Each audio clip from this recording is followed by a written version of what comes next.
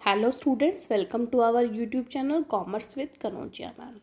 Students, आज की जो ये हमारी वीडियो है वो है part number 5 video chapter number 8 की ह्यूमन रिसोर्स मैनेजमेंट सीरीज़ की। तो जिसका टॉपिक रहेगा आज लेवल्स ऑफ परफॉर्मेंस अप्रेजल कि परफॉर्मेंस अप्रेजल में कौन कौन से लेवल होते हैं। ठीक है, लेवल बोल सकते हैं, ग्रेड बोल सकते हैं, ये सब चीज़ें। ठीक है, तो चलिए student, without getting let let's start today's topic levels of performance appraisal. Conducting an employee's appraisal means using the right phrasing to delineate levels of the employee's ability। एक प्रॉपर तरीके से उनको एक लेवल प्रोवाइड करना उनकी abilities में, whether they excel और need improvement, कि भाई उनको इम्प्रूवमेंट की ज़रूरत है या नहीं। The following are the different levels of measuring the performance of employees. बहुत कई सारे लेवल हैं, जैसे कि एक्सेप्शनल लेवल। एक्सेप्शनल मीन्स बहुत अच्छा काम किया है इस पर्सन ने, और सबसे ये पर्सन जो है एक्सेप्शनल पर्सन है, सबसे अलग तरीके से काम करता है, इसमें स्किल्स बहुत ज़्यादा है।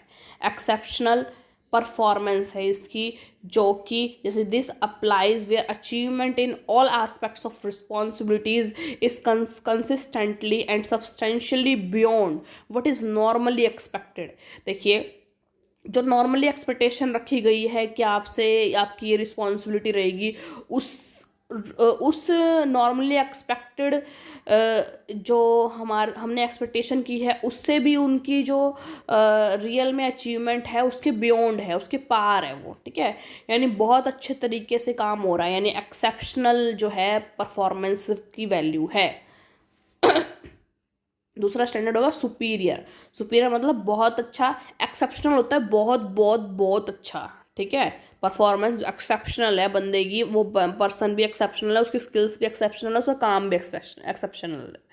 ठीक है, जो कोई एक्सेप्शनल मीन्स जो अलग ही केस होता है, सबके जैसा नहीं होने वाला पर्सन, एक अलग तरीके का पर्सन या अलग तरीके की परफॉर्मेंस एक्सेप्शनल परफॉर्मेंस कहलाती है। ठीक है, सुपीरियर होगी अच्छा होगा, बहुत अच्छा होगा।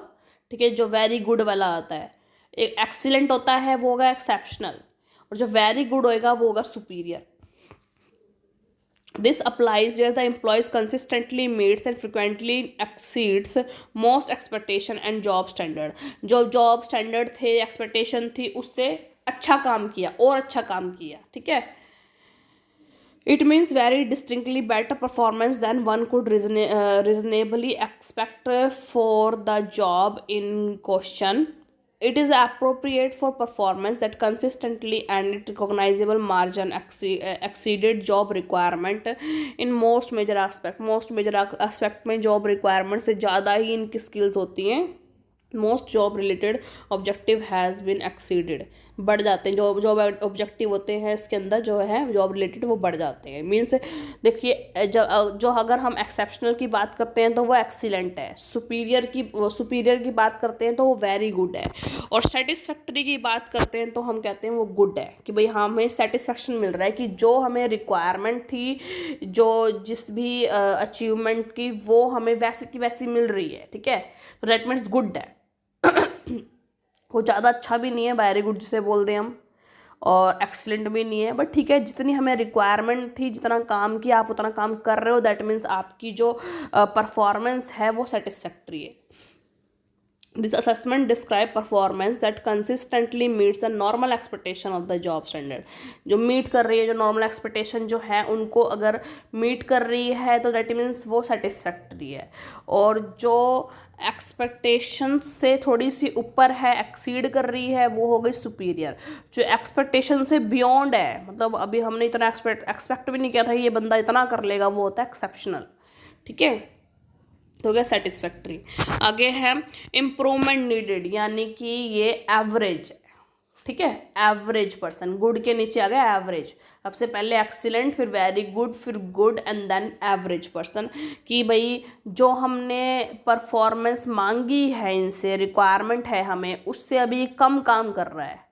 ठीक है, अब उससे थोड़ा नीचे है ये, तो दैट मीन्स ये एवरेज पर्सन है। This applies to work performance that overall is sufficient. ये उन वर्क परफॉर्मेंस पे है जो सफिशिएंट है, बट ठीक ठाक है, ठीक है। The fundamental requirement have been carried out in adequate manner, many of the jobs expectations and results have been met.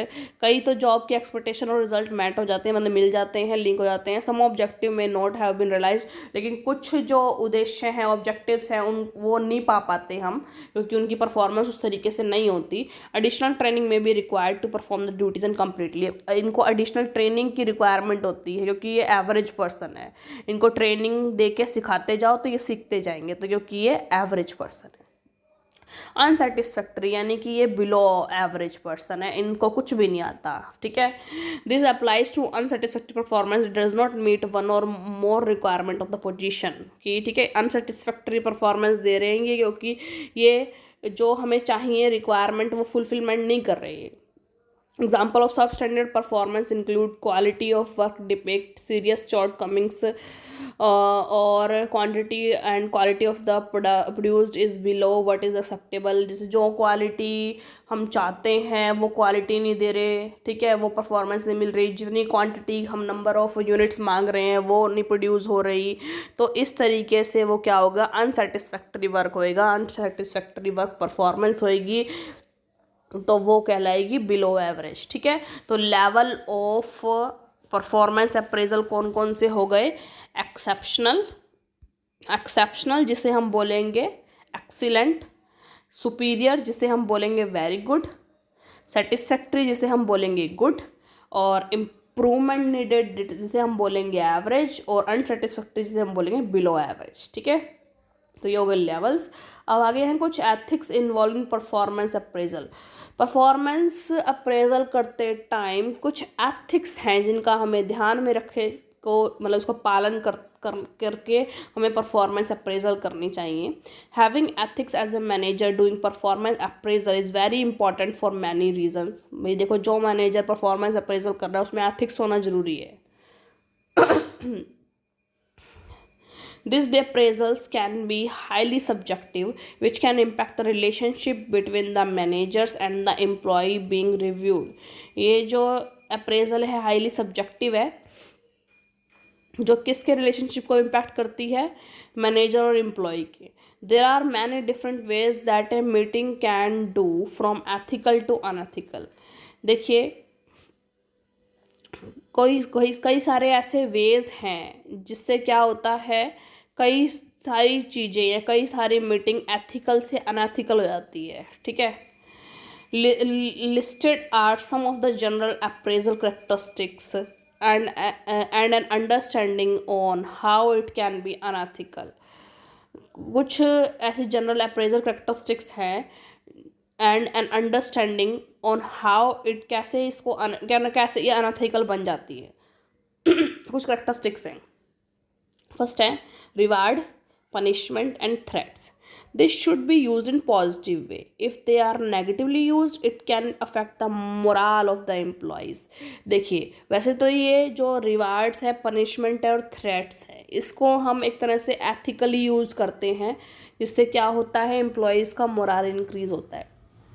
अगर आप इसको नेगेटिवली यूज़ करोगे तो इससे एम्प्लॉयज़ का जो मोरल है वो डिक्रीज होगा। An appraiser should not be able to reward an employee that she likes more than another when the other is more qualified। देखिए, अगर हम रिवार्ड्स को अनएथिकल यूज़ करेंगे तो ये हमारे लिए गलत होगा। कैसे, हमारा एक फेवरेट एम्प्लॉई है, हम उसको रिवार्ड दे रहे हैं, ठीक है, उससे क्या होगा, जबकि वो उससे अच्छा पर्सन एम्प्लॉय बैठा हुआ है, हम उसको नहीं दिया, बट लेकिन वो मेरा फेवरेट है इसलिए मैंने उसको रिवार्ड दिया, तो क्या होगा, दूसरे एम्प्लॉयज़ में क्या हो जाएगा, उनका मोरल डिक्रीज हो जाएगा, मनोबल कम हो जाएगा, और उनमें डिससेटिस्फैक्ट्री की भावना बढ़ जाएंगी, ठीक है, डिससेटिस्फैक्शन बढ़ जाएगा। पनिशमेंट ऐसे ही दे देंगे, किसी को डराएंगे, धमकाएंगे, तो क्या होगा, उनका मोरल गिर जाएगा।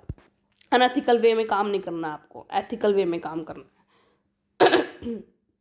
Reliability and validity. The appraiser should provide consistent, reliable and valid information।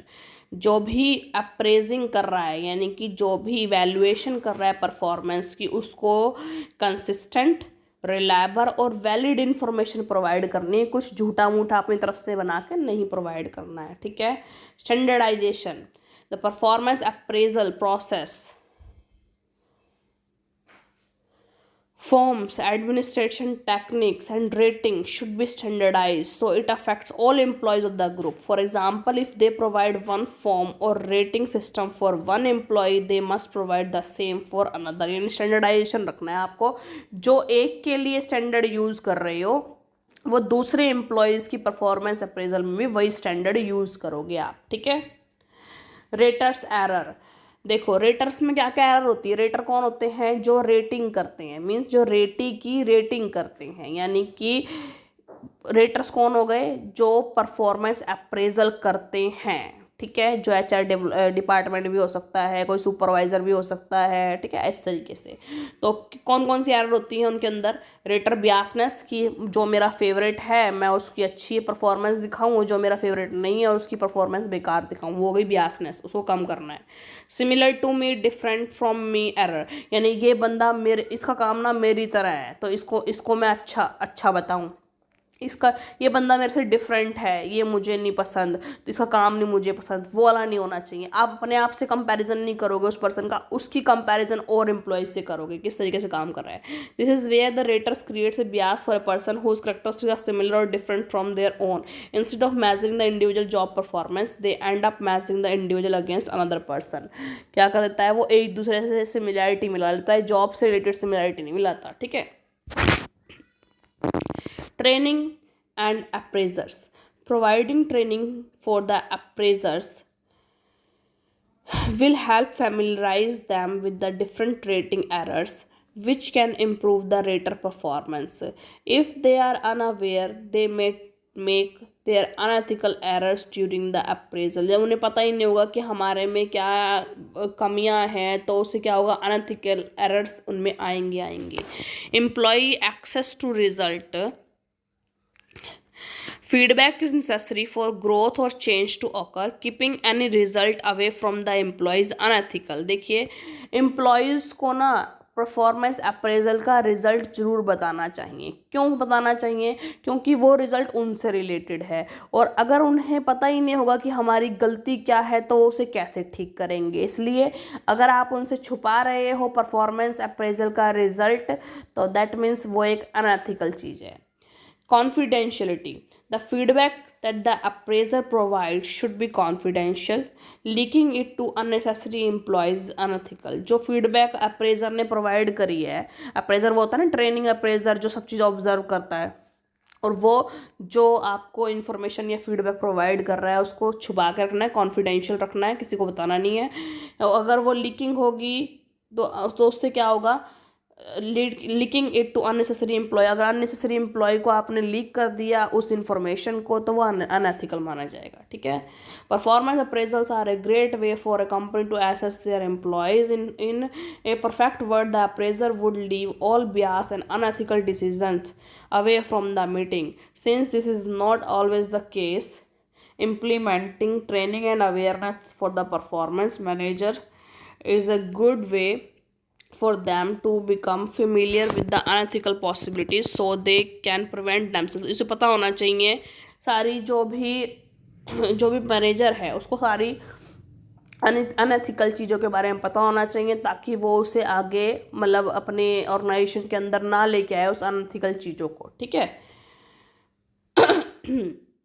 तो स्टूडेंट्स ये हमारी वीडियो जो परफॉर्मेंस अप्रेजल वाला टॉपिक है पूरा कंप्लीट हो गया है। अब इससे नेक्स्ट वीडियो एक आएगी पोटेंशियल अप्रेजल के ऊपर।